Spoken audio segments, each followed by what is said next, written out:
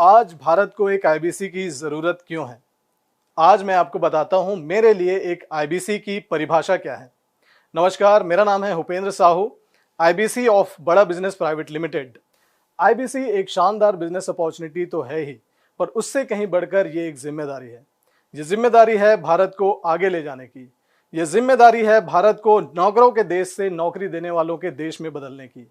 ये जिम्मेदारी है बेरोजगार युवाओं के अंदर बिजनेस शुरू करने और उसे सफल बनाने की क्षमता विकसित करने की। बिजनेस करने की वो शिक्षा जो हमारी शिक्षा प्रणाली हम तक नहीं पहुंचा पाई, उसे जन जन तक पहुंचाने की। ये जिम्मेदारी है 125 करोड़ भारतीयों के इस देश को फिर से विश्व का सर्वश्रेष्ठ देश बनाने की।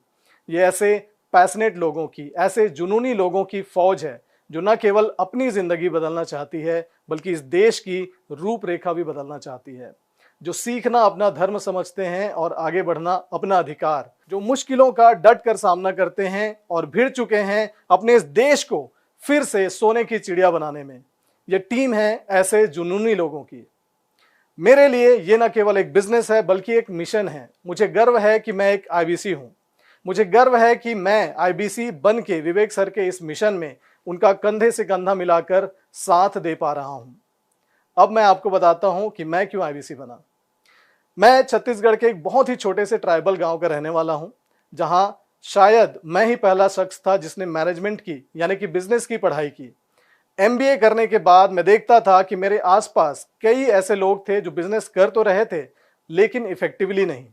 ऐसे बहुत से लोग थे जो बिजनेस करने के फंडामेंटल्स नहीं समझते थे, बिजनेस शुरू कर लेते थे पर उनका बिजनेस फेल हो जाता था। ऐसे में मेरे मन में एक सवाल आया कि बिजनेस करने की जो इतनी महंगी पढ़ाई, जो इतनी महंगी शिक्षा मैंने ली है, उसे लोगों तक कैसे पहुंचाऊं। और तभी मुझे डॉक्टर विवेक बिंद्रा जी के इस मिशन के बारे में पता चला और तब से मैं उनके साथ इस मिशन में एक फौजी की तरह, एक मिशनरी की तरह भिड़ चुका हूं। और अब बारी है आपकी। Join IBC.